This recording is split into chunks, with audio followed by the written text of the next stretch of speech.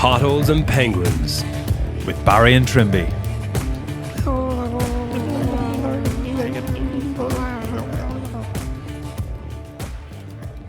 Hello and you're very welcome to Potholes and Penguins, and there is so much rugby to get through today, and I did my absolute best to watch as much of it as possible, but there aren't enough hours in the day, gentlemen.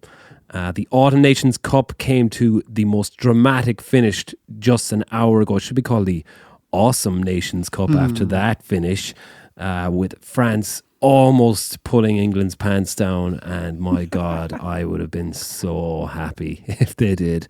When what's his name? Owen Farrell hit the post with that penalty, you could just see Eddie Jones's face dropping. Oh man, I was so happy, but still they came back and won it.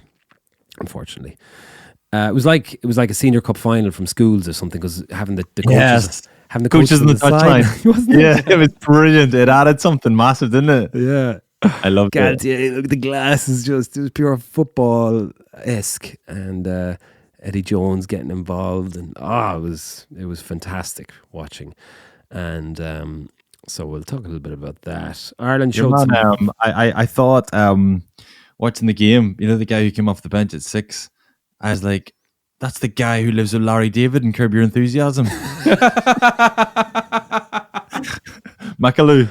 Wow, that is phenomenal. I was actually looking at him going, who does he remind me of? And that's exactly who it is. I was going to say, and even when they gave away that penalty that Farrell missed, he wasn't the one that gave it away, but he was coming in trying to plead the innocence to Andy Brace. And he had that same face. What's the guy's name in Curb Your Enthusiasm? Can't remember his name. Yeah. He has that same face when he's confused over something. Like his mouth a little bit open. He's such a good character, and he's amazing. In Curb Your Enthusiasm, he is the last fella you'd expect that character to be living with Larry David, and he works so well. It's such a good idea. Yeah, I love it. Well done. Ireland showed some very positive signs in their win over Scotland, which we'll dive into, and we'll also look ahead to the Champions Cup, which is starting next weekend, and all 4 provinces are involved, obviously. What else have we to talk about? Lockdown is lifted, lads. Not for us. We've another 5 days. Oh, you've another 5 days. Okay. Well, it is for us, and it's been fantastic. I mean, I came on last week, and I was like, I was miserable with my poem last week, and I went out and did all the things that I said I wanted to do. Went back to work. Me and Jeremy played a gig on Friday. Had a few pints. How was that? It was fantastic. Yeah, it was brilliant. It was great seeing people's faces. It was weird. It was an online gig, so it was. Yeah, we were just playing to a Zoom crowd. There was a big, massive screen in front of us, and you could see all the people at home on their couches. Were they getting into it, or were they like just? No, they were. Yeah. There was a couple of funny ones, where there was people that were just chewing on eclairs. Did you see? There was an older couple just chewing eclairs. Yeah. So you're just looking at 2 people going. Yeah, but it's strange. It's certainly not the way forward. But it was good. Barry, to do something. You're just to call you up on that. Your poem was not miserable. It was beautiful, absolutely beautiful, and it was a lovely moment of vulnerability and honesty. So that was. I don't think we give you the credit that deserved last week. Thank you very much. Cheers. Yeah, I was just being honest with you, lads. You know, it's important for us all to don't they keep telling us men that we have to speak to each other, talk to each other, lads. Recite poems to each other. I don't want to speak. I've got nothing to say. Nothing to say. Yeah. Anna, leave me alone. I'm not depressed. Yeah, I've we went to dinner last night. Myself and Orla had a date, and love to go for dinner with Orla. She's a good crack. We went for a few pints beforehand in the Curgower pub. And one of our penguins or potholes spotted me there. He put it into our Facebook group, and he didn't come over and pothole me, which I told him in my poem last week that I wanted to be potholed. So, but he still didn't. So if anyone wants to pothole me, if they see me, I'm mad to talk to people, lads. Just come over and pothole me. But then we went to a place called the Buttery in town for dinner, and walked in the door, and there was a DJ in there, small, cool little restaurant. There was a DJ banging tunes, and I walked in the door, and the first thing that came out of my mouth, I was like, I'm too old to be in here. Why? There was all these young people on dates, and the music was loud, and it was all lights flashing, and everyone was kind of jumping around, like all the staff, and I was just you're just used to going for a quiet meal. And I'm used to my sitting room being absolutely mental with the babies, so I was hoping to have a nice quiet time. Oh, just talking to your wife. Yeah, but then I realised that we've got none to say to each other really, so I was happy enough that we couldn't. I was just enjoying the music. It's when you get away from the kids for a night and then you think, brilliant, we've got a lot to discuss here, and then you realise you actually just talk about the kids. I've heard people say that before, and I was like, that's definitely not the way I'm going to be. But without a doubt, that's all we talked about. It's pathetic. I know. That's the age. That's the age we're at, though. At that stage of life. Yeah. I was also, again, eating, like going back to my poem last week, my cholesterol is so high that I was like quite worried about what I was eating. Have you got high cholesterol? I'm on a tablet for my cholesterol. That was a real part of the story in the poem. Part of the story, yeah. I've got an 8.4 cholesterol or something like that. If any of our potholes or penguins are cardiac specialists, give me a shout. Yeah. Barry, that's so not on brand with you. Like, bar. Bar. You dress alternatively. You're in a band. You're not the guy with high cholesterol. Nose piercing. It doesn't work. Yeah. So I got to scoop my egg yolk out of my eggs that I'm only allowed to have once every fortnight now. I'm on a fucking tablet for my cholesterol. I'm appalled. It doesn't work, does it? Jeez, could this be something that, should we be worried about you? Well, I booked myself in for a cardiac test last week, a full once over with the cardiologist person. And do you know how much it was going to cost me for like 15 minutes with this dude to do an ECG scan, which is like an ultrasound of your heart? It's going to cost me 500 quid. And even at that point, like, what he'll tell you about your heart is like your heart isn't damaged, or if it doesn't have like an extra valve or something, which I already know it doesn't, because we would have gotten a lot of that kind of stuff tested back when we were professional players. But I want to see if my arteries are blocked, which is why my dad had that heart issue a couple of weeks ago, is because his arteries were blocked, and that's all you really need to know. But they won't give you that until like a few visits to the cardiac guy, which end up costing you a couple of grand. And it's so ridiculous because we should all be, especially men our age, I think, we should all be getting tested for this stuff, and it should be cheap and it should be made easy for us to do, right? Yeah, I don't understand though why, if you're sure there's no issue with the number of valves in your heart, why they're checking that and not checking like what you're getting in touch with them about. Because they need a reason to check it. They need to check the valves, and then they go. We've just given them 500 reasons. Well, I think you can. I found out afterwards you can go privately somewhere else and get. I think this might be a cardiac specialist. That's. I don't know. There's a guy up in Limerick City Centre. What is Eagle Lodge or something like that? Cardiac specialist, and you it sounds like you go in some back alley door, into a hawkery. What are them? I don't mind them. That's just a few parrots. I collect a few parrots. What's the smell of bird shit in here, man? That's Eagle Lodge. I race pigeons as well. The pigeon racing health specialist. Carl, sick one. Two. And the funny thing is, if it was my car and there was something wrong with it and I had to pay 500 quid, I'd happily do it. But when it's, for some reason, I wouldn't do it for my heart, which is kind of ridiculous. But I just felt like I was being ripped off, and I was on the phone to the cardiac specialist, the secretary, and like got the sense that she thought I was being ripped off as well. Do you know what I mean? So I don't know. Maybe we could start offering them as a service on our Patreon. Patreon tier. We could team up with a cardiologist. Make merch. Cardiac merch. Do you think if anything ever happened to you, Jeremy, do you think we would like just take a week off? Surely give the midweek pothole a rest, maybe. I just take over all your jobs. I'd start commentating Live 95 on the rugby analysis. Doing the co-cams. Someone asked us to test your knowledge on Oh no, I love rugby. I was like blanking when I was flicking through it. Did earlier. Did you see it? I knew I should have done a bit of prep on this. Okay, you have to give a current player or who comes to mind when you hear these teams, Okay. or player or person. Funnier the better, I'd say. Okay, South Africa, Felix Jones, England, Martin Johnson, New Zealand, Richie McCaw, Oi. France, Didier Deschamps,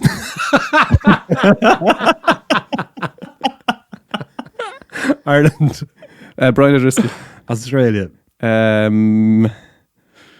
Kurt Lee Beale, Oh man, Scotland, Stuart Hogg, Argentina, Diego Maradona, Wales, Stephen Jones, Stephen Jones, Japan, oh, Nakamara, did he play? Sean Amara, Billy O'Mara, Yoka, Yokozuna, Tonga. oh jeez, I have no idea. Only a few left. Italy, Scalacci, yeah. Samoa, Jeez, I have no idea. USA, Matty McKnight, Spain, Raul, Uruguay, Diego Forlan. Romania, I have no idea. Hedgie, Portugal. Luis Figo. That'll do you.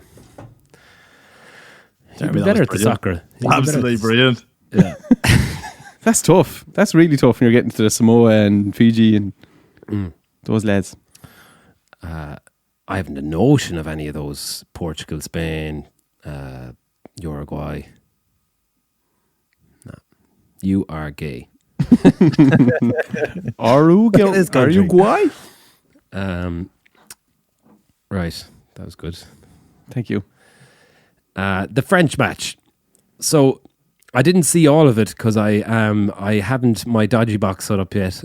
So I'm watching it on Front Row Sports, getting a link off it, and it kept fecking failing on me. So I don't know if either of you have ever done that, where you go onto these links and you try and find the thingy, and you have to jump through these ridiculous hoops. You have to keep clicking different little small red X's. You're like a little show dog. Yes, just going up. Now I do this, and then I do this, and then and it's like you don't even think about it at this stage. It's so ridiculous, but you do. And then this green alien with boobs and a big Willy pops up, swinging a sword.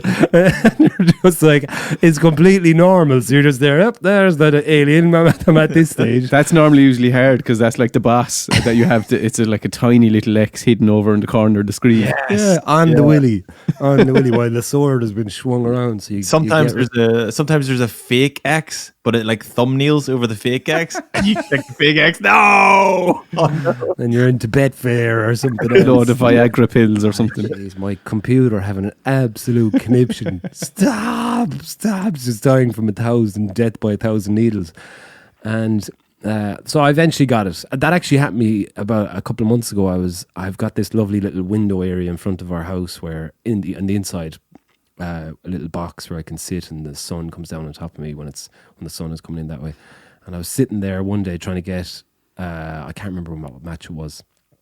I think it might have been one of the Champions Cup matches back in the early September. And same thing, just clicking away, and the green alien with the Willy and the boobs was swinging the sword. And next thing, there's a tap on the window, and my parents were there.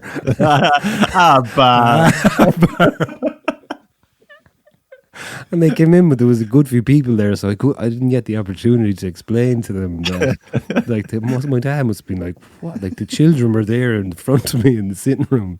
I thought he was past those days. The green alien porn and the pink Power Ranger porn.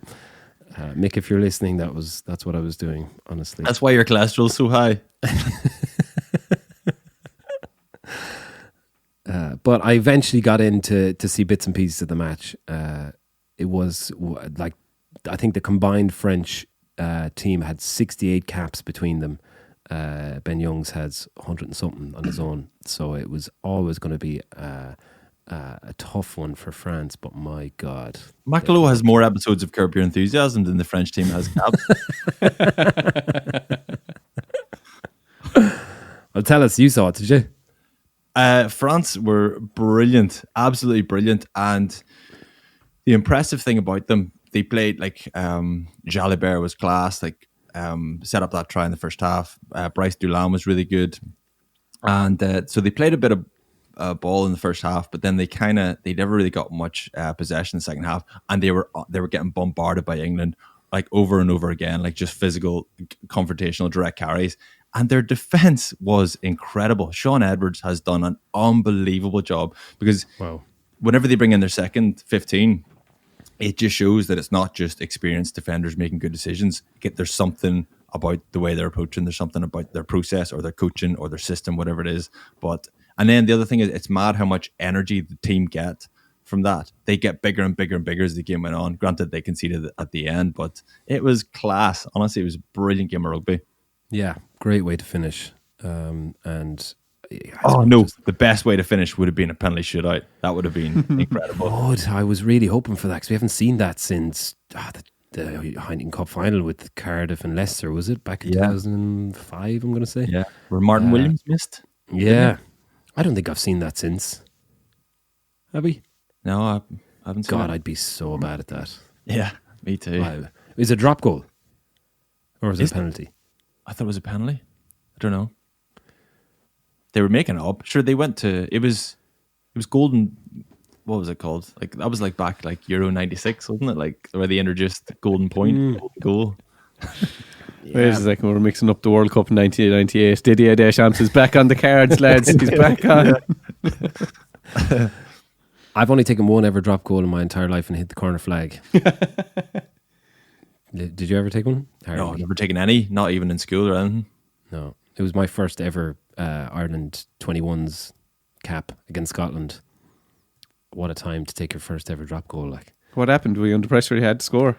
No, I think we were winning okay. We weren't that far ahead, but I just stood up out of I was in a ruck and someone made a break out of that ruck and went down about 10 meters, and then I stood up and I happened to be like directly behind the ruck about 10 meters back, and Fiach O'Loughlin I remember him just looking me in the eyes, and I was like, no, please don't. So you were first receiver? Not me.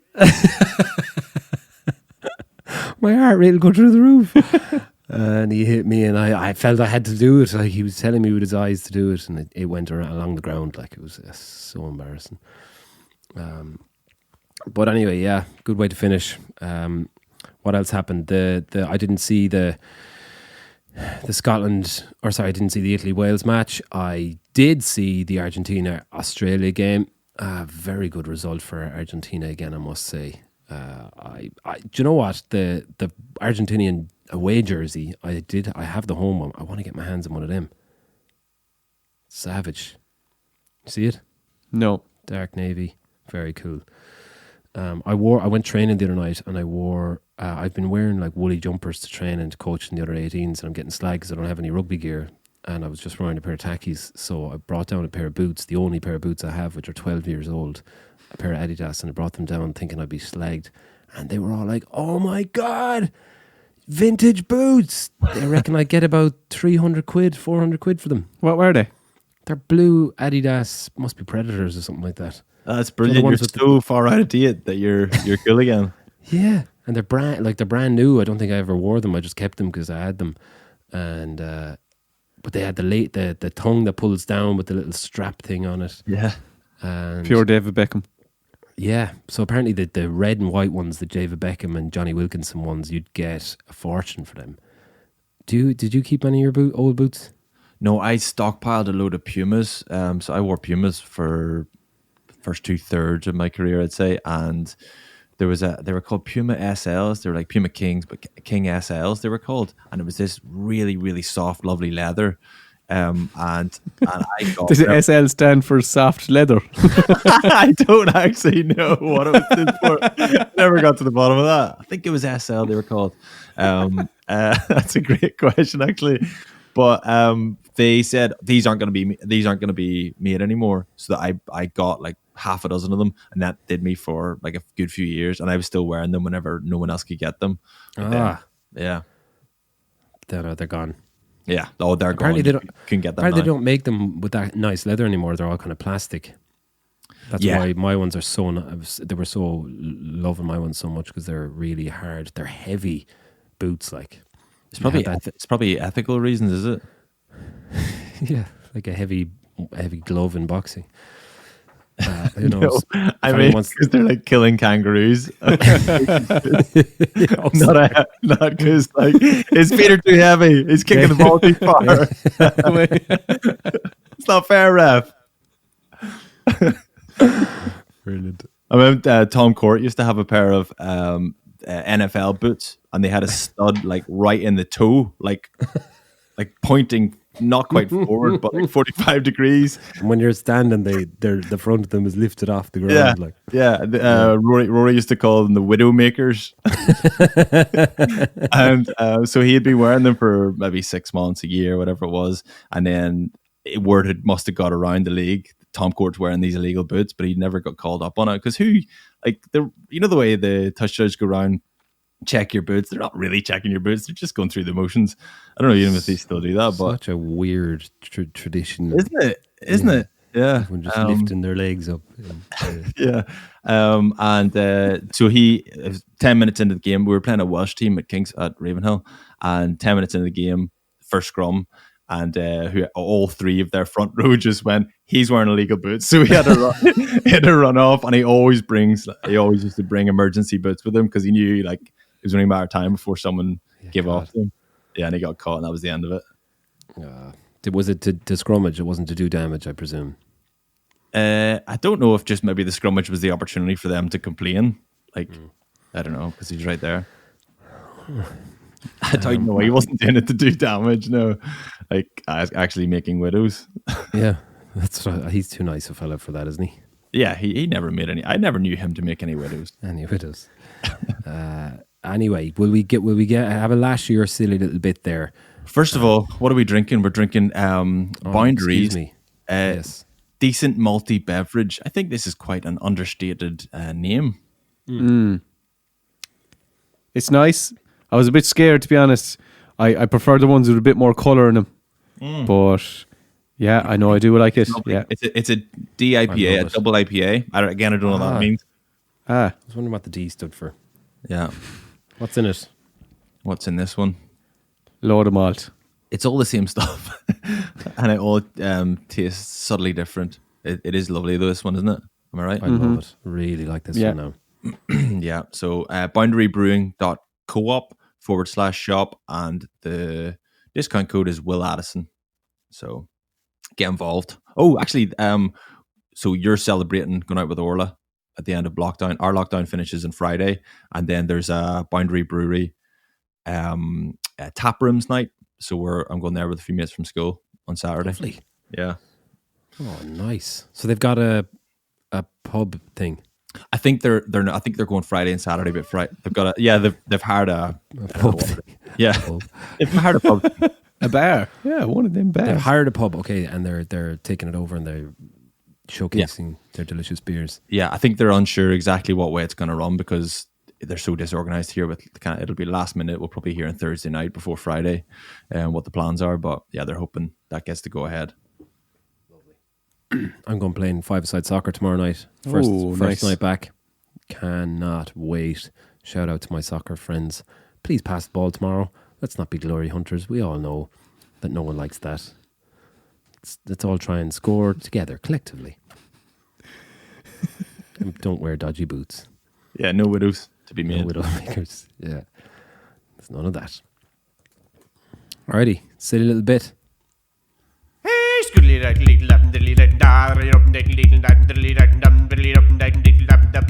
It's Trimby, silly little bit. Put your mind forward to the end of 2030, and Potholes and Penguins is now a huge multinational with 2.5 million full-time staff, an enormous carbon footprint, and controversially, professional rugby pundits who actually watch the games. On the bright side, though, penguins are now considered a suitable domestic pet, and a huge cultural shift has occurred in Ireland where it's completely acceptable to take your penguin for a walk. Also, polar bears now have had their names legally changed to potholes.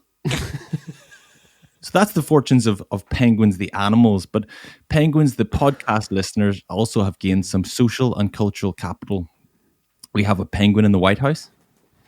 Sheikh Khalifa in Dubai has renamed himself Sheikh Barry. And the leader of Islamic State now goes by the name Osama bin Dermy. Barry, Trimby and Dermy now own the Potholes and Penguins Rathlin Island rugby franchise, coached by Raj, and now compete in the newly formed World League.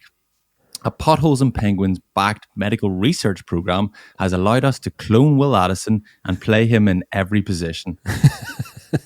Rathlin is now a vast metropolis financial hub filled with investment banks and casinos. Lady Gaga plays weekly, while the residents of Ballycastle are pissed off as the fishing industry has taken a hit. We now refer to each other as Senior Vice President of Hosting, Managing Director of Silly Little Bits, and Vice President of Quilty Boys. And we don't communicate via email. Needless to say, we miss the good old days of 2020. Oh, well done. That's great. Go on to Trimby. Very futuristic. You never know where you can end up. I was going to say, because we were talking, there was something you said at the start, made me think that was nostalgic. It's not, it's the complete opposite of nostalgic, but it's making us remember just to enjoy the here and now. It's nice to put your thoughts down and where you could be. Like project, isn't that what they say in The Secret, that book? That you put it out there in the universe, and then the universe will give it back to you. So I wouldn't mind being the new sheikh of, or am I the sheikh of? Your name sheikh. Well done. Where am I the sheikh of? You're Dubai. Well, it's less so right. that you're the sheikh of Dubai, just the sheikh of Dubai has changed his name to Barry. Oh, grand. Just as a nod. And who are you again? I forget. Oh no, I'm nothing. Actually, just you and Dermy. I decided just to. The exciting thing is he's what's he again? Oh yeah, he's a terrorist organization. They pay tribute to Dermy. The exciting thing though is the Potholes and Penguins rugby franchise in Rathlin. I think that's Yes. I was going to say, who would you pick Will Addison if you had to pick one rugby player to represent your entire team? How will I know if he really loves me? I say a prayer with every heartbeat. I think, yeah, he's big enough he could be a back rower. He'd get around, wouldn't he?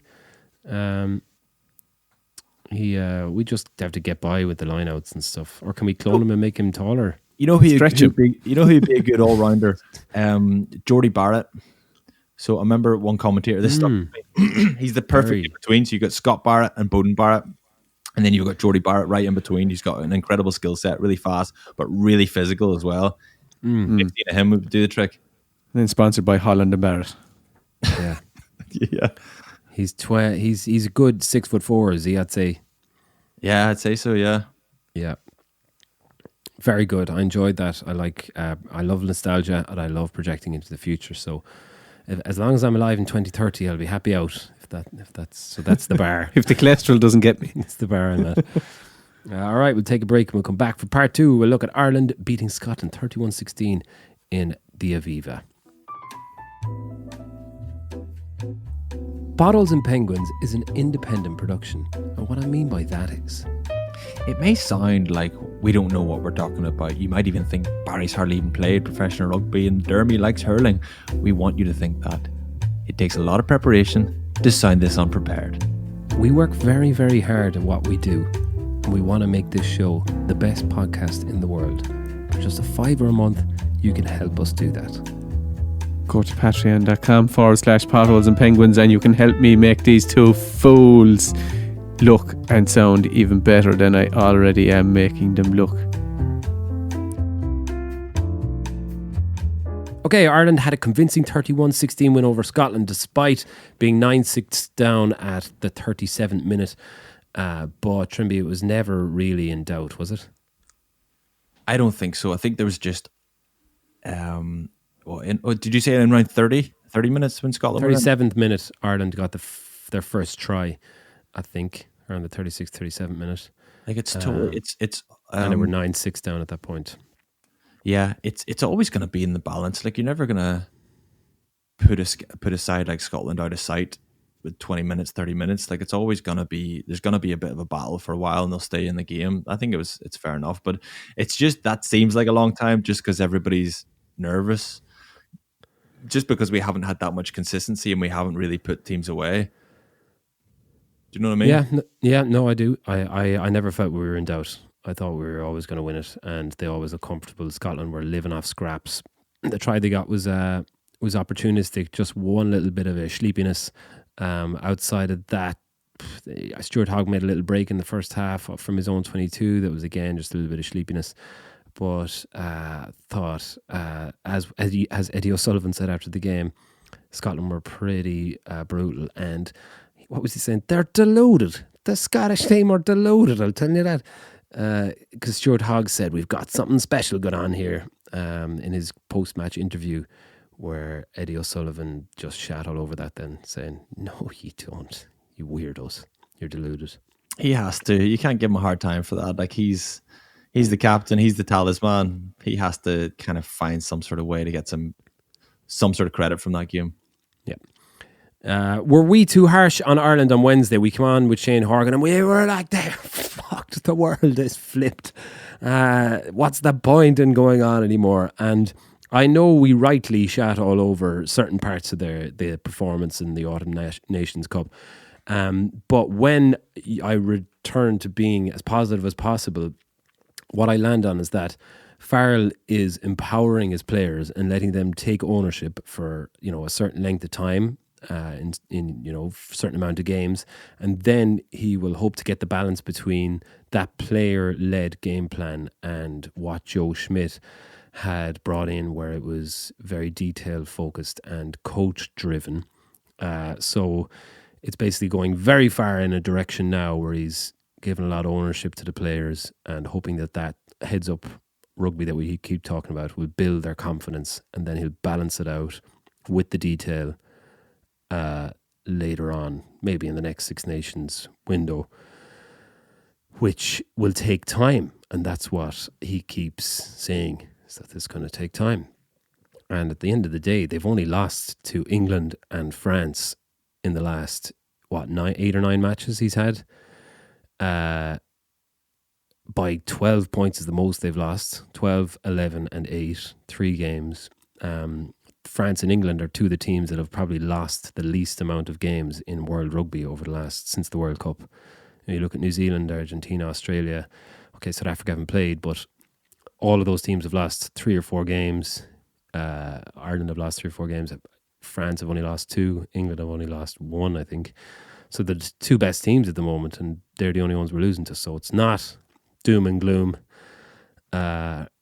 Is it? Am I in any way accurate with that description of going very far in the direction of letting players take control and then balancing it out? What do you think of that? As in, you think that potentially that might be his plan, to give guys the exposure and the kind of the ownership, and then kind of dial it back a little bit? That's what he's been saying. That's what that's what he's been rolling out, is that this is what our plan is, to let the players take control, let it be player driven.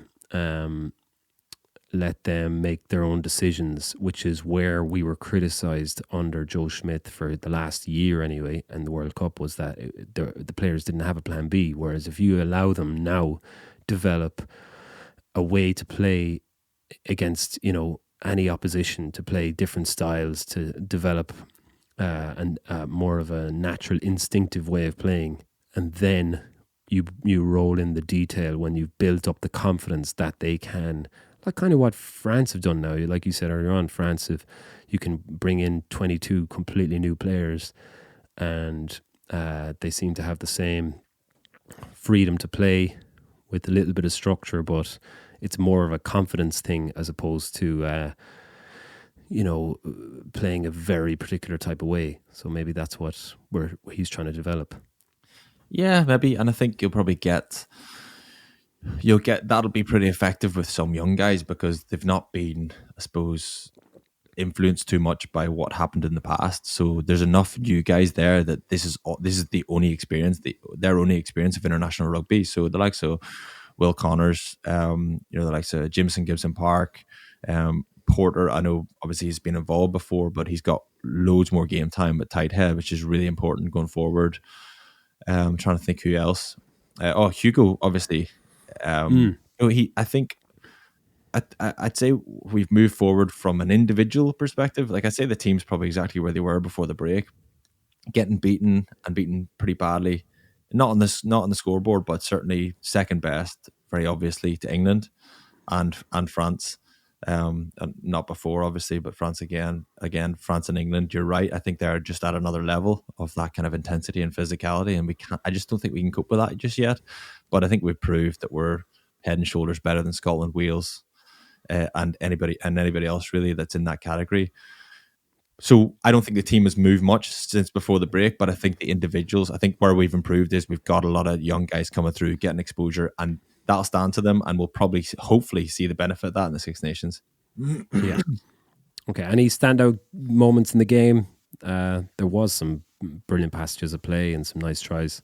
Yeah, the run up to the guy with the afro, Duncan. Yes. Duncan Taylor's yellow card. Yeah. That was great. And the run up to that was brilliant, really, really good. And it looked fluid, and it looked like people looked confidently running onto the ball. Everybody knew where there was, again, it looked like there was a bit of detail around it, though. It didn't, like, you don't just fall into place. There has to be detail and structure to that. And I thought we looked really good. I thought on that occasion, Bundy might have actually got his head up and just tipped it on just before, and we probably scored straight away. But yeah, like, I think the big thing over this, again, I'm talking about the game of the weekend, but also just that block of fixtures for Ireland. Again, a lot of young guys getting exposure and a lot of good, kind of really valuable bits of game time and experience for them. But O'Mahony has had an incredible autumn, and Earlsey has showed. Has Earlsey just played 2 games? Yeah. No. 3 games. 2. He didn't play last week, did he? Oh, right, yeah. No, he did. Earlsey's been brilliant, and O'Mahony's been brilliant. So it's not all just young fellas coming through and showing what they're capable of. Like, honestly, I thought Murray was exceptional yesterday, man. I think we've the bar is so high for him now that we and I think I think the getting dropped, if you want to call it, which probably was, has done him the world of good. It takes the pressure off him. I said this a few weeks ago, when he got dropped for him, it takes the pressure off him now. He's not, not every time he steps in the field that he has to be unbelievable. It was, okay, we're going to give you a break and give someone else a shot. And I felt it gave him a new lease of life. Yesterday, I felt he was back to driving things. He was playing with just an added little kick in his step, and I know that's hard to measure, but that's what I felt when I was looking at. He defended really well. He was, barking at people. He covered a lot of ground, and in the ref's ear, and just moving the ball quick. His skills are just so good. I mean, he's such a big man. You forget he's so tall, and I've seen how low he gets to the ground. He gets the ball and he whips it out, and you're right. I think Peter was absolutely brilliant yesterday. So disappointed to get that try. Fair play to him. And same reason. Peter, was he dropped earlier in the Autumn Nations Cup? And he was on the bench for the first game. I think that it must have been England. Was it? It was England. Or no? Or sorry, it was Will Connors was man of the match. It was the Italy game, I think. Yeah, he was on the bench, wasn't he? Yeah. And again, a lot of people asking questions. This is a couple of weeks after he got that red card and away to Scarlets, and he kind of looked like he was going to struggle, and he looked like there was going to be a lot of competition. It was going to be a bit of a mountain for him to climb. And seriously, fair play to him. That's incredible. Like, Will Connors was brilliant. Josh is playing class at the minute. He was under pressure. Great impact. Yeah, you're right. So whenever someone's under pressure, you find out what they're made of, and I think we found out what Pete was made of over the last few weeks. And same thing for Earl. I know it's not exactly the same because he's come back from injury rather than perform. But Earlsy just showed first game back, straight back into it, playing really well. I think it's great to see that balance of young guys getting exposure and then old guys just saying, "Well, we've still got something to say about this." Yeah, no, I agree, and I thought Doris was unreal. His carries, his footwork, just giving us that extra few yards. And I thought we the game plan was pretty decent yesterday. There was a lot of 5-man lineouts, which I think are really, really useful for us. I've always said that when we beat the All Blacks in the Aviva that time, there was. If you go back and watch it, I'd say there was a half 50-50 the amount of full lineouts to half lineouts and or 5-man lineouts, and I just think it takes the pressure off massively when our set piece is under pressure, gets our ball carriers up the guts, and I think our latches, our second man in for those ball carries on Doris a lot of the time were absolutely spot on. Sometimes you could see the ruck and detail was a little bit lax, and that costs us a few penalties, but generally thought the kicking game, they were varying the kicks, and that's still not right. It's getting there, but it's not. That's another part of the game plan that you have to kind of give them time. We always questioned whether we were kicking the ball and with enough variety, asking enough questions of a back three, and they've started doing it. They're just not executing it quite right. You saw that first few minutes when Peter Manny put that chip through and it went into touch. Remember that in the first play of the game? Like that was right. It was the right play. Perfect. Just a little bit more subtlety to it, and that would have been an unbelievable try. It's a big old hoof, wasn't it? It was an old swing. Yeah, it was. There's a bit of creativity to those little midfield rocks, and then just putting that into the high into the middle of the pitch. Yeah, where you've got Henshaw, and you always forget how, again, his experience at fullback has stood to him because he's so good in the air, really good in the air. Like he created that try for Earlsy as well. He plucked one, didn't he? Plucked one, yeah. Yeah. Keenan plucked one, he plucked one. Yeah. Again, that's could be, and I identified a little bit of creativity where Farrell's identified, or someone in the campus had identified maybe Hogg closes the gate too soon, or his winger doesn't chase him across, whatever it was. We got into them there and we did really well. So yeah, I think you're right. I think what happened on Wednesday with us chatting to Shaggy was less about us having to go to Ireland and just not really wanting to disagree with Shaggy that much. Totally. yeah, just standing behind him shouting, rabble. I just enjoyed the Mike Cat being too domesticated, and is Andy not feral enough? He said that. I'd said that in my description of the episode on Wednesday. That we needed to be a bit wilder and looser in our approach, and I think we didn't quite see that, but a little bit better. Was one thing we did say the other night was, what you were saying was you were so miserable, not miserable, you hated rugby when you were those last few years. It was very, very, very challenging under Joe Schmidt. You were incredibly successful, but it was very challenging. Whereas now it's not as successful, but they're having a great time. So which would you prefer? Would you prefer to be very successful and absolutely miserable, or would you prefer to be winning like the odd game or 50-50 but you're happy out? So you're talking about the atmosphere in camp, because I couldn't remember if I didn't listen back to the podcast, but we discussed at one stage, and I thought it was off air, about how I didn't miss rugby because most of whenever I played rugby I found it stressful, and I really loved watching rugby and not really caring that much. That was afterwards, wasn't it? We're not talking about this. Was it after? Okay, yeah, maybe. I can't remember. I can't remember either. I didn't listen either. Anyway, the question you're asking there is about Schmidt and the environment. It's really intense and really intimidating at the start, but once you get up to speed with it, it's brilliant.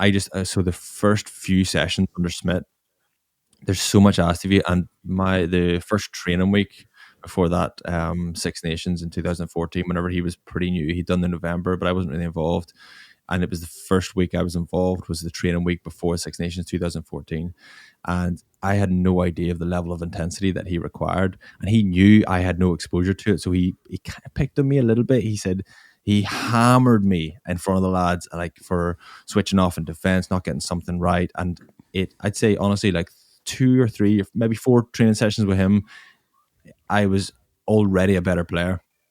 Just because he sets like different kind of level of requirement, and then I just got kind of educated. Right, this is the level that I have to get to, and it's that easy to get to it.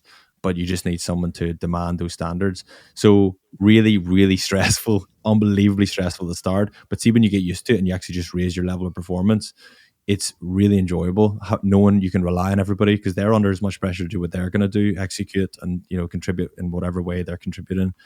It's so much fun training in that environment where everything's set in stone and you can kind of rely on the guy beside you, and there's kind of a science to it, and it's I loved it in the end, but it's just that getting used to it is really, really tough. And it can get too much. Then that's what happened, or sounds like what happened in the World Cup.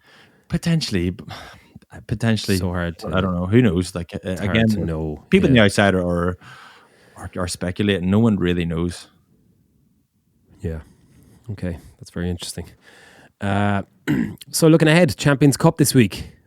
All those fabulous players get to go back to their provinces now and bring the provinces have been smoking the Pro 14 for the last few weeks anyway, so they get to now, everyone comes back and there's like, don't fuck this up, we're going well, so just add something to it. Connacht had another brilliant win the other night. Munster, Ulster, Leinster didn't play this weekend, but are obviously have been playing brilliantly over the last few weeks. Ulster played Toulouse on Friday night. Return fixture from, when was that, September, when they played over there in the quarterfinal. This one obviously is up in Kingspan. Toulouse are going to be loaded with probably a full side. I didn't see them over the weekend. They had a big win on Saturday night and they had a full team looking strong. What do you think? Yeah, they're flying in the league at the minute. And like you mentioned there, like Leinster, Munster, Ulster all haven't lost a game. Leinster bonus point every single game. Ulster 8 from 8. But I don't think that'll. I think that'll do them a disservice. All 3 Irish provinces. Leinster will be fine, I'm sure. Munster will probably be fine as well. But Ulster, I think, is going to be such a big step up, going from Edinburgh. Granted, well, it's Edinburgh seconds. I heard Richard Cockrell talking there in a podcast during the week about how they've got an academy guy who typically would be maybe third choice. I think they're missing like 17, 18, 19 players to the national setup who are struggling as well. And then they're on their knees at the minute. So that's crap competition for Ulster. And then Ulster had before that, who were they play? They've beaten Dragons, they've hammered Ospreys, Cardiff, Edinburgh. You know what I mean? Like, that's not even comparable to Toulouse. Toulouse are going to come over, and it's going to be the equivalent of what Leinster experienced, hammering everyone all season, and then having to play Saracens, and it's going to be such a big step up. It's going to be really difficult, I think. I felt like we've been here before. I remember having this similar conversation when Racing were coming to Kingspan a few years ago. Was that last year? For the group stages. Yeah, a couple of years ago maybe. And it was, obviously you don't want to be overly confident going into it, but Kingspan's a tough place to go, and they've pretty healthy squad now, haven't they? They should have decent. I don't think they'll be missing many outside of Will Addison. Hindi might. I'm not sure what he came off with the other night, but I actually think, I know despite all that, I still do think Ulster hopefully will get the win. Yeah, but if it was in Toulouse, I think it's game over. It's just, actually, to be fair, it's not. It is a big lift in terms of the team you're playing. But you're right, at Kingspan, they're usually okay. I'd say Munster will be fine as well at home to Harlequins. I'm very excited to see how Munster play, because they've been playing very, very exciting, interesting rugby. That is, it's the way I'd frame it. They're the moving the ball so much. Like JJ's tried, I know we talked about this last week, I don't think we did, where he got 3 touches on the ball within 5 or 6 seconds. Did you see that? He made a little break. Who did they play last week? Not Glasgow. Zebra, they played last Monday. And I know, poor opposition, but it was the manner in which they did it. He got 3 touches on the ball in 5 seconds and they scored. And it's going to be interesting to see who starts. I'm not sure whether either way, I'd be very excited if they go with Ben Healy or if they go with Jage. I'd be very excited to see how they play. Either way, I'd be confident. But then, Elende's really found his stride now. I don't think they'll start Craig Casey again. I'd be more than happy if they did, but I think Connor would slap back in. You'd hope they might, pull ahead and they might get Craig off the bench and have give him some proper game time with a good Munster pack, and with O'Mahony back, with CJ back, John Ryan back, and I'm very excited. Fla returning to Limerick as well. Met his dad the other day, and he's very excited. It's shit that there's going to be no crowd there, because I'd say he'd gotten a good bit of abuse. Or do you think so? Do you think he would get abused? Funny abuse, or not funny, but people thinking they're funny. Yeah. Well-meaning, like well-meaningful abuse, or nice abuse. But his pub, although the pub's now a restaurant, his pub, Fla's pub, is now a gastropub, so that actually will be open. That's right. I'm actually doing commentary for the radio for it, so I won't be able to go, but that would be good crack. I think, there'll be no Harlequins fans there, or Munster fans at the game, but a bit of crack in the pub. It's good for him, isn't it? First season away, you get to play against Munster. It's brilliant. Yeah. No? Well, no. If obviously, I'd say he'll not want to get beat. Or he'll not want to get if Munster get on top of them, they could do a job with them, and he'll hate that surely. That's true. Yeah, they probably will as well. Yeah. Harlequins are they're playing right now, I think. I'm not sure what the score is, but they're going all right. They've won one, lost one. But when you look at their team sheet, they're lacking internationals. So you'd imagine no Munster would put a job on. Leinster go up against Montpellier on Saturday in Montpellier. I would imagine they'd get a win there. No surprises. And then Connacht have Racing on Sunday in Paris, which I can't wait to see. I hope when Ulster went and played Racing a couple of years ago in Racing, and it was an unbelievable game of rugby. Ulster just went out and threw the ball around and got beaten quite well in the end, but they made a game of it. I hope Connacht go out and do something similar. Yeah, I'd say they could do easy enough. They may as well. You may as well throw the ball about, and if you try and play a structured kind of set piece oriented game against them, then they'll just tear you apart whenever they get the ball. So yeah, be nice to see Connacht throw caution to the wind. Yeah, brilliant. Okay, that's great. Loads of rugby to come up at the weekend. So yeah, we'll be back to talk you through all that. Are you doing any of the games next week? Yeah, I'm doing the Ulster game. Yeah. When's that? Friday night. Friday night. You going to it? Comms or comms or studio? Comms and guest. So looking forward to it. If anyone would like Trimby to say anything on his comms, please message us at hello@potholesandpenguins.com. We'll take a quick break and we'll be back with our Energia All-Ireland League guest, who is... It's a surprise. Dave loves his sleep. Not that he's getting much. But because at Energia, we power all the street lights in Ireland, we're the power behind Dave's latest night drive that's helping little Amy nod off. Finally. And because we also power Dave's home, we're the power behind the warm welcome from his electric blanket when he gets back. If he gets back. Energia, the power behind your power.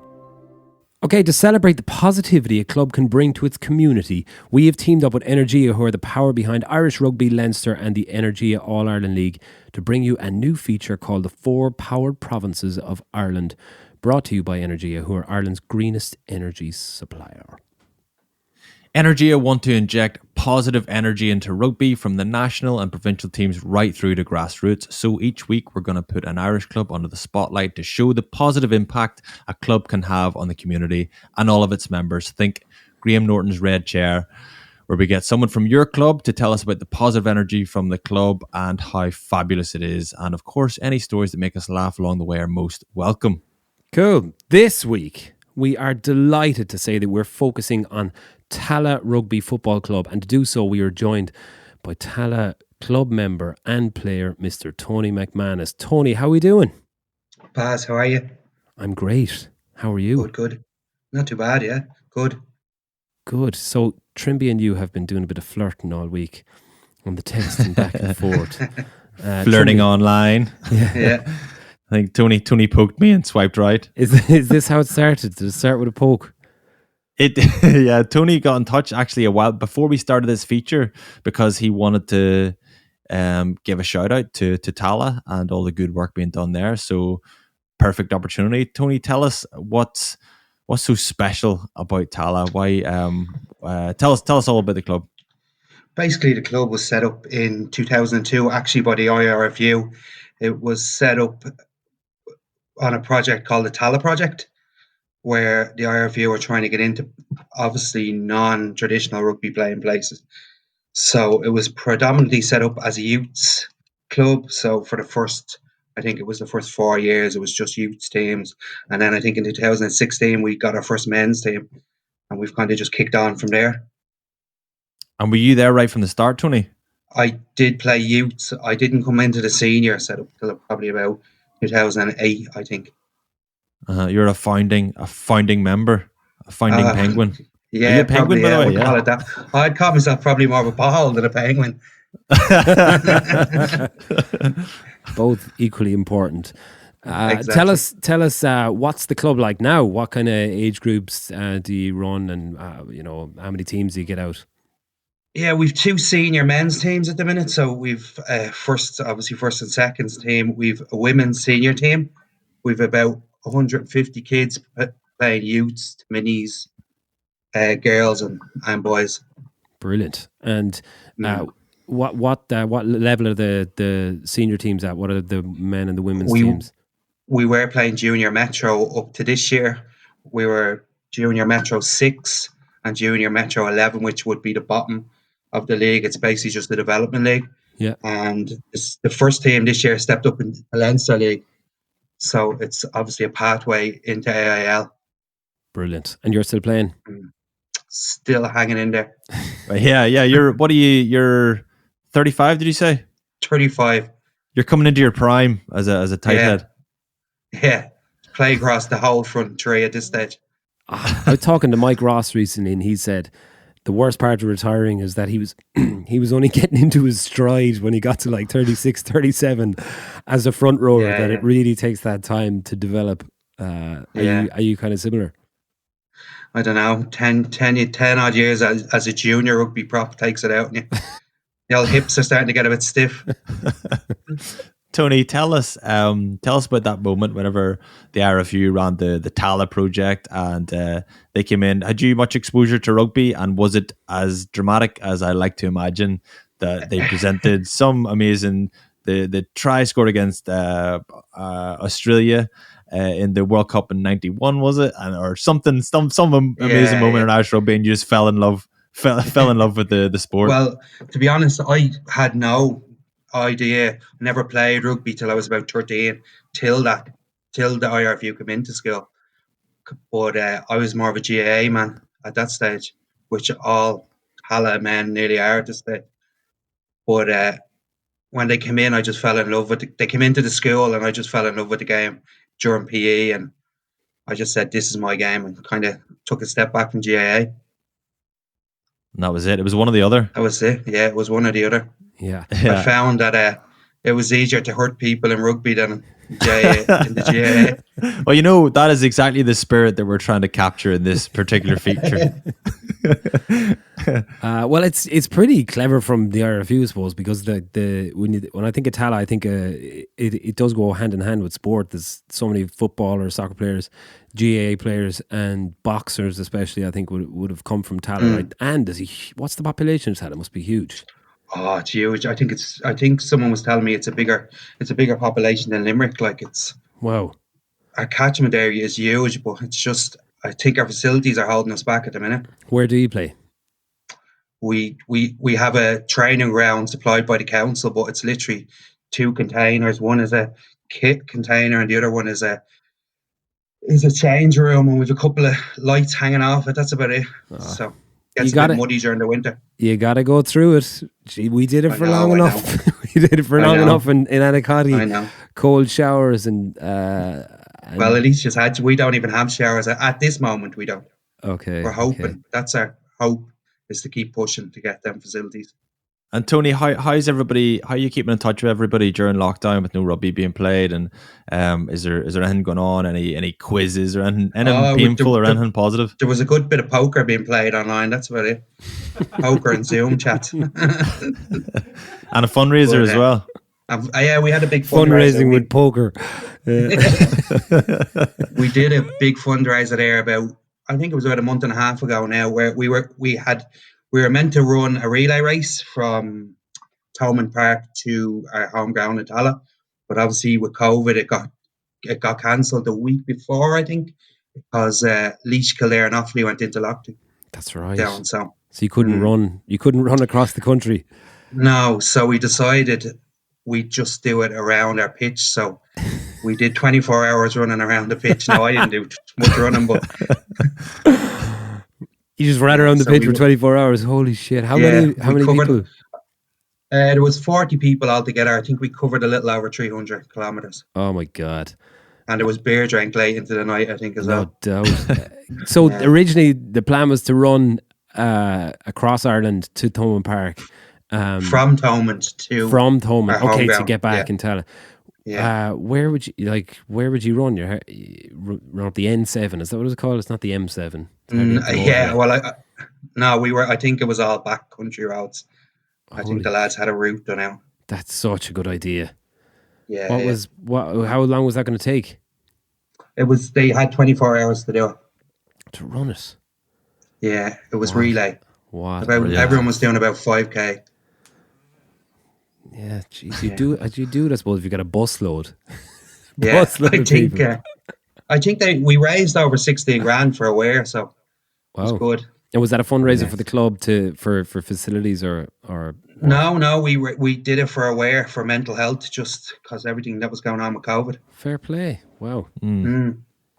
Great stuff. Great. Tony, we got a great push from Donegal Callan and Alan Quinlan on it. Oh, really? So they pushed it, yeah. They pushed it as in they promoted it on Twitter. They didn't on Twitter, run. And we had one of the lads was on Game On with Donegal and stuff like that. Brilliant. That's great. Yeah. Tony, tell us about the vision or the ambition for the club. Are we going to look back and say it's going to be like an Irish kind of Exeter Chiefs, kind of rags to riches, and look back and we ran 300k around the pitch one night, and then 10 years later we won the European Cup? Are you thinking realistically, are you hoping to get into the Energy AIL or what? Yeah, what's the vision? That would be the dream. I'd like to think in about 20 years I'll be that club pothole saying I was there when we were playing in the shitty mud, and now they're playing Friday night under lights. Yeah, all the spoiled brats giving off. You boys don't even know you're born. Yeah, exactly. Now the dream is to get to AIL, I think. Brilliant. Nice one. Yeah, I'd love to see it. It's great to see the game spreading far and wide, especially to places that have such a history of sports. So look, we'll have to stop in sometime when we're up and doing our live shows or whatever. We get to Tala. We had Dunners up a couple of months ago. Did you? Yeah, handing out jerseys. He was in our local watering hole that we use as a clubhouse. Drinking water. Yeah. Yeah. Yeah. We wouldn't drink water. We'd get stuck in, lads. Good. Cordial, blackcurrant cordial. All right, Tony. Thanks so much for coming on, man. We really appreciate it. And look, hopefully we'll get back in the pitch in the next couple of months, and keep growing the game in Tala. Fair play. Thanks, lads. Cheers, man. Tony. Take it easy. Great work. Thanks. Bye-bye.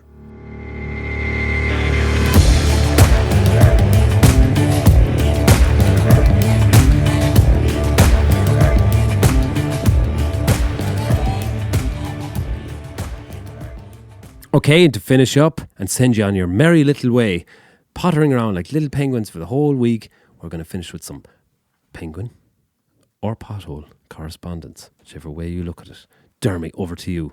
Heated discussions on our Facebook page this week whether Keith Earls is the best winger since Simon Gagan. Discuss, ye fex. There was a big split in the camp, wasn't there? Yeah, I find this a little offensive. So I mean, someone I looked at this. raised a little Trimby flag at some point. That's what I was going to say. I don't even spot that. Is Earlsy our best winger since Gagan? Hickey, a close second. 53 comments. People are really getting behind this discussion. So I'm going, surely I'm humoured at some point in this thread. I'm going through it. Trimby.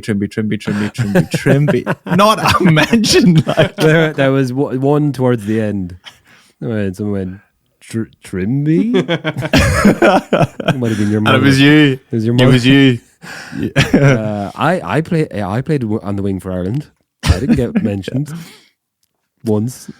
I scored a try. One try from one appearance on the wing. I find it offensive that you think that you should be offended as much as me. I wonder where I rank. The thing on the wing. I wonder where I rank on the 50. Yeah, the 50 wingers. There couldn't be more than 50 wingers since Simon Gagan, could there? Or of all time.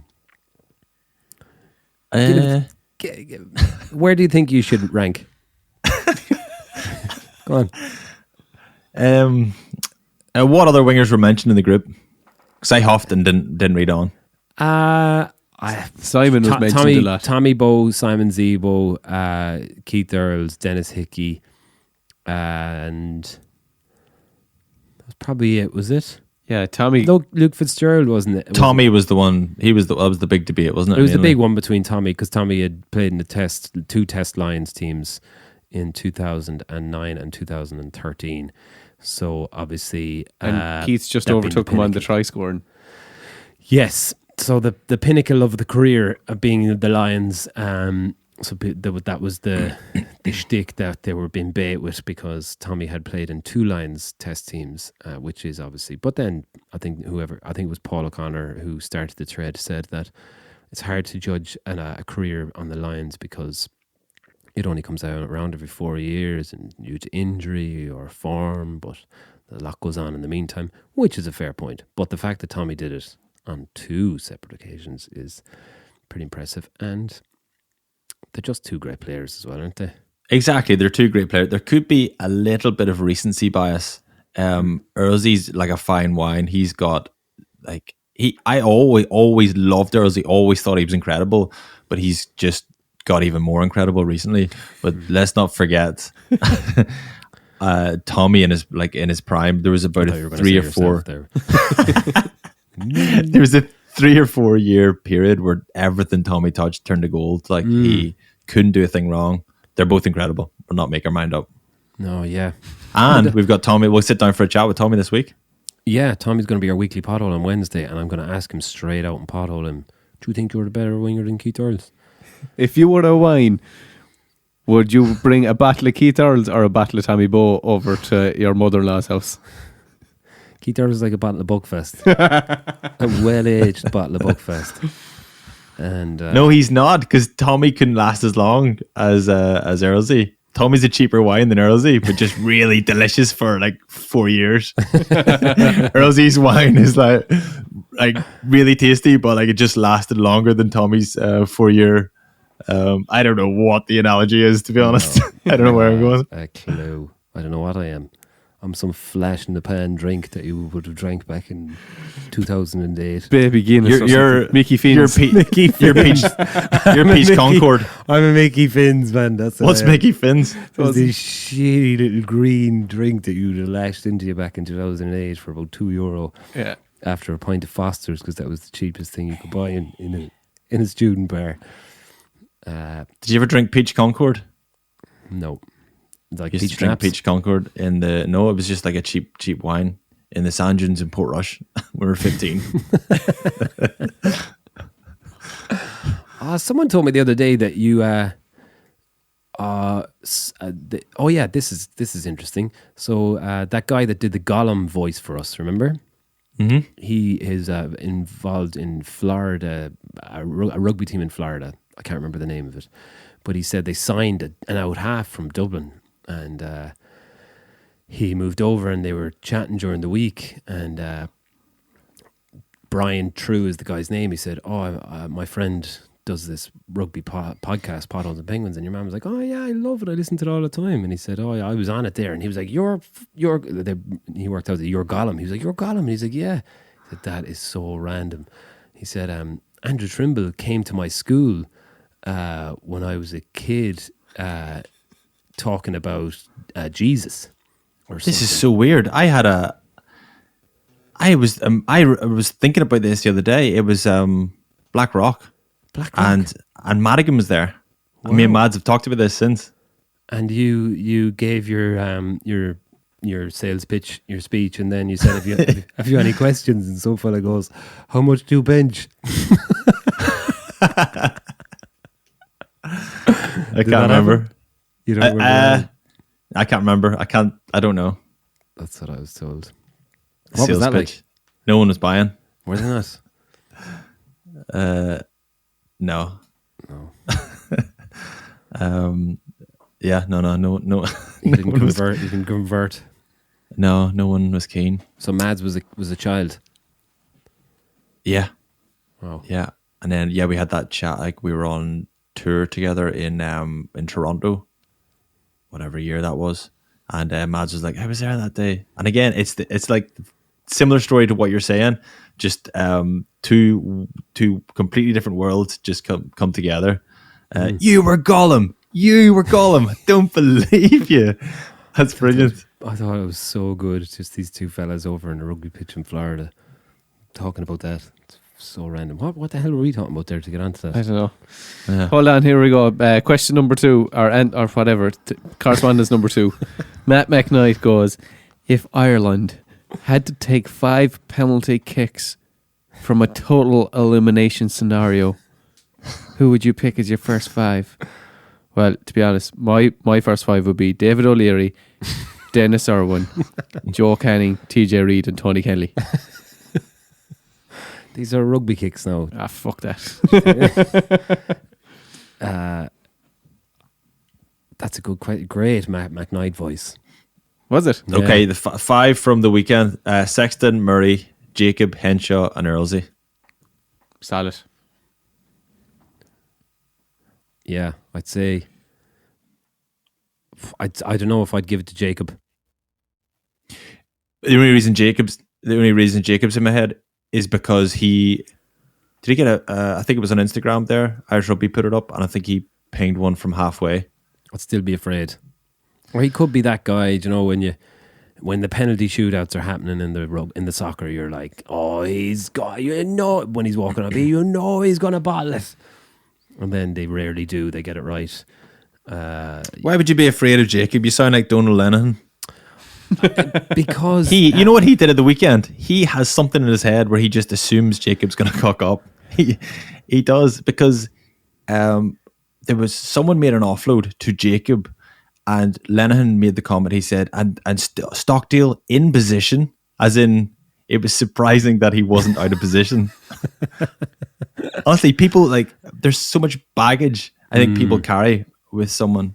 And yeah, well, the couple of high balls, the high ball that he dropped, I was like, oh my God, Jacob. And then the other one that he nearly dropped. But nearly dropped is not dropped. I know, but it's nearly dropped is caught. It's not my fault, okay, that he has put me in this position. I think I'd be going Hugo Keenan, but this is where it would get weird. You'd pick Hugo Keenan going, he's going to be safe as houses, like the Garrett Southgate or Stuart Pearce. I'm just thinking of English teams that have stuffed up.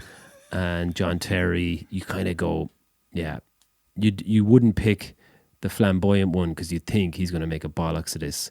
Jacob being the flamboyant one, you pick the solid one, but the solid one could be the one that lets you down. It's a very tricky situation. So I'd let them pick themselves, lads. That's what Jack Charlton did.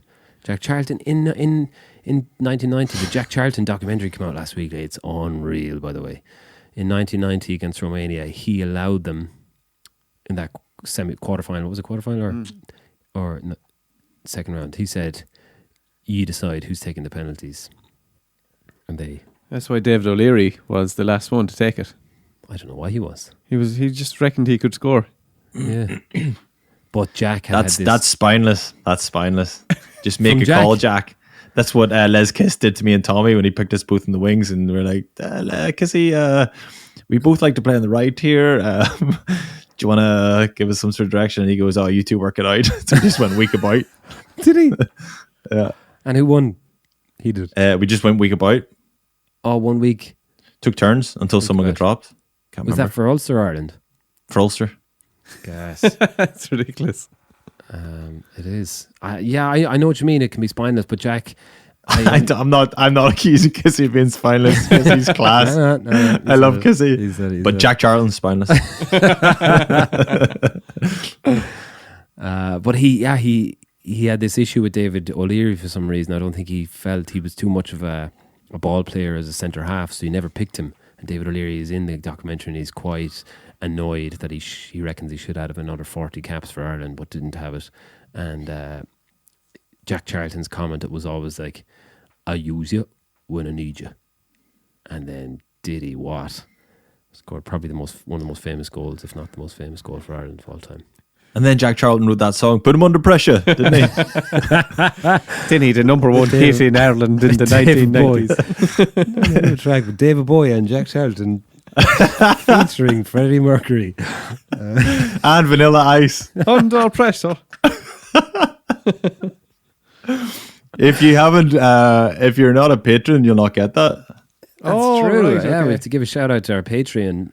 We put out our first boner episode there before the Shane Horgan Weekly Pothole last Wednesday. And I must say I thoroughly enjoyed that. And thank you for all the lovely responses. It was loose. It was wild and wacky. Wasn't it? Yeah. Extra loose. So we'll be doing another one of them on Wednesday with Tommy.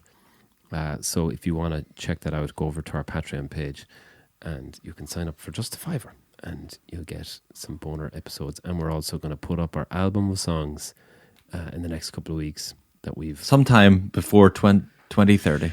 Yeah. Okay. Have we any more points? I want to give a shout out to Eric O'Sullivan who got us onto us on Instagram because he's our only, I think, official... Oh, maybe Will Addison is an official Penguin as well. But Eric O'Sullivan is an actual Penguin and he got his first cap for Ireland on Saturday. And he has such pretty eyes. I love his eyes. Doesn't he? Lovely He's long gone eyelashes.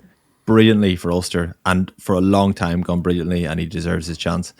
If he'd been playing for Leinster, he would have been... Everybody would have been talking about him for the last 18 months, but he's gone brilliantly and deserves his chance. That So, might fair play stand to to him. him that he's gone the harder way around. Yeah. I reckon. Yeah, maybe. So him and Will Addison are two professional Penguins. Any other professional Penguins out there? Let yourself known to us. I'd like Del Guy, who scored the try for Argentina against Australia at the weekend. He's so handsome. He's beautiful. I found myself looking at him. Sorry, now I'm just on this little bit of a horn at the moment. He's so handsome. I saw him walking back with the ball. I said, "Look at these Argentinian lads. They're ridiculous." I love he was a Penguin. And it was some try. Did you see that try? I think that's a long shot that he's a Penguin, is it not? We'll get on to Feddy and see if he knows him. The Escuro, the number 9, ran at Corabetti and did that Ryan Giggs thing at him where he ran and turned him inside out. Remember Giggs used to do that? Did against Arsenal. Two-step overs. 2-step overs. Yeah, he did against Arsenal 99. Then Turned took his Lee shirt Dixon. Yes, and Yeah. buried in the top corner. Then and rode he his brother's Yeah. wife. That's a celebration. Straight into the sand. Yeah, that's what it was like. Turned Corabetti inside out and he had the offload. It was a fabulous try. So I enjoyed that. And then last thing we have to say is Spotify. We released their numbers this week for their 2020, whatever your favorite shows or music or whatever it is that you listen to. And we got an unbelievable response from people saying that we were in we were their number 1 or in their top 3 most listened to podcasts in the world, which means an awful lot to us. Even some people getting on saying we were the number 1 band, Hermitage Green, and the number 1 podcast. Yeah. It's interesting because I feel like Spotify is going to take over the way we listen to podcasts. Like, do you find you listen to podcasts in Apple? Like, you all have iPhones, right? 3 of us have iPhones. So, do you listen to podcasts in the Apple one or the Spotify? Apple. I listen to Apple both. for me, yeah. They've kind of been stinging me in both sometimes. See, I'm useless. I use Apple Music still. Okay. So everything goes through Apple. Okay. But, Good whatever conversation. tickles your fancies, lads. We just really appreciate it. So thank you very much, and we'll leave you there. It's been a wonderful evening. Thank you very much. Have a fabulous week, whatever you're doing, and we'll see you on Wednesday for the weekly pothole, and then we'll be back next weekend to review all the Champions Cup. Party on. Party on. Party on.